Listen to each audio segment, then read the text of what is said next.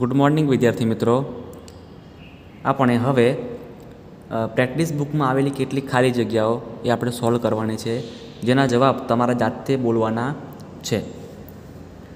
પહેલી ખાલી જગ્યા, સરળ બંધ આકૃતિ દ્વારા ઘેરાયેલા સમતલ ભાગને તે આકૃતિનો ખાલી જગ્યા કહેવાય છે।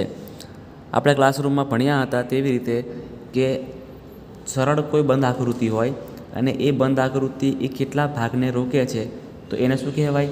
તો એને કહેવાય સમતલીય પ્રદેશ। એને શું કહેવાય? સમતલીય પ્રદેશ।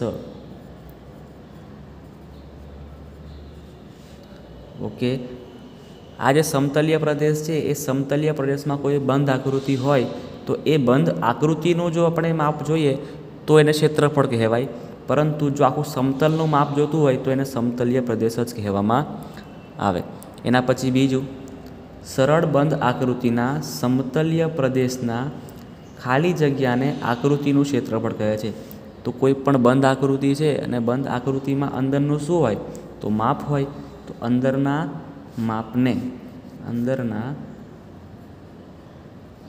માપને આકૃતિનું ક્ષેત્રફળ કહે છે। આપણે માપ પણ કહી શકીએ અને માપને પરિમાણ એવું પણ કહેવાય। એના પછી ત્રીજું,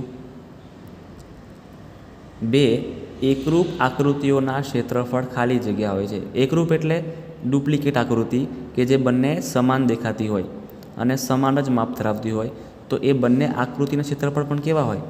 સમાન જ હોય, એટલે સમાન। ત્યારબાદ આકૃતિ એના ક્ષેત્રફળને સંકેતમાં ખાલી જગ્યા વડે દર્શાવવામાં આવે છે। તો આપણે ભણી ગયા છીએ કે કોઈ પણ ક્ષેત્રફળ હોય તો શું લખાય? એને એરિયા, અને સામનું ક્ષેત્રફળ છે એના, તો ક્ષેત્રફળ એરિયા ઓફ એ આવી રીતે દર્શાવાય। તેના પછી જો આકૃતિ ટી દ્વારા બનતો સમતલીય પ્રદેશ એ બે આકૃતિઓ પી અને ક્યુ દ્વારા બનતા એકબીજાને આચ્છાદિત ન કરે તેવા સમતલીય પ્રદેશો ભેગા થઈને બને તો એરિયા ઓફ ટી બરાબર શું આવે? એક સિમ્પલ વસ્તુ કહેવા માંગી છે કે જે આકૃતિ ટી છે એ ટીમાં પી અને ક્યુ આ બંને આકારો આવેલા છે, તો શું લખી શકાય? તો કે એરિયા ઓફ પી અને એરિયા ઓફ ક્યુ આ બંને આકૃતિ એ ટીમાં આવેલી છે અને એ બંનેનું ક્ષેત્રફળ બરાબર ટીનું ક્ષેત્રફળ આપણને મળે। આગળનો પ્રશ્ન, ખાલી સમાંતર બાજુ ચતુષ્કોણનું ક્ષેત્રફળ, તો એ તો આપણને ખબર જ છે, પાયો ગુણ્યા વેધ। ત્યારબાદ આગળ સમબાજુ ચતુષ્કોણનું ક્ષેત્રફળ, તો આપણને ખ્યાલ છે કે સમબાજુ ચતુષ્કોણનું ક્ષેત્રફળ શું મળે? તો સમબાજુ ચતુષ્કોણનું ક્ષેત્રફળ બરાબર 1/2 ગુણ્યા વિકર્ણોનો ગુણાકાર। આ તમારે ખાસ યાદ રાખવાનું છે।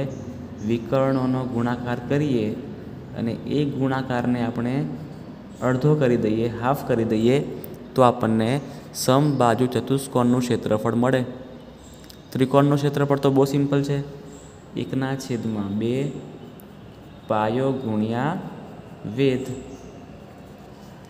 હવે આગળ એક દાખલો આપેલો છે કે ત્રિકોણ ABCમાં AD એ વેધ છે। જો BC બરાબર 8 સેમી અને AD બરાબર 5 સેમી હોય તો ABCનું ક્ષેત્રફળ ખાલી જગ્યા સેમી સ્ક્વેર થાય। આપણે કાચી ગણતરી કરીને જોઈ લઈએ તો ખ્યાલ પડે। આપણને કઈ કઈ વસ્તુ આપેલી છે? તો આપણને ABCમાં AD વેધ છે એટલું ખબર છે, તો આપણે આકૃતિ દોરી દઈએ। સૌથી પહેલાં તો ABC, AB અને C એમાં AD એ વેધ છે અને તમને ખબર છે કે વેધ હંમેશા 90 અંશના ખૂણે બનાવવામાં આવે, એટલે AD એ વેધ છે। ઓકે, આટલી વસ્તુ છે। અને બીજું શું છે? BC બરાબર 8 સેમી આપેલું છે। BC બરાબર કેટલા છે? તો કે 8 સેમી છે। તેના પછી AD બરાબર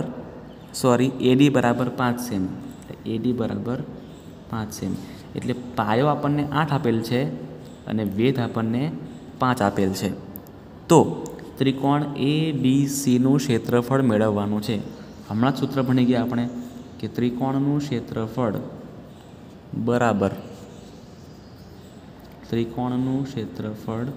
બરાબર 1/2 પાયો ગુણ્યા વેધ. 1/2 પાયો કેટલો છે? તો આ પાયો છે. તમને ખબર છે તેવી રીતે પાયો કોને કહેવાય? તો પાયો એટલે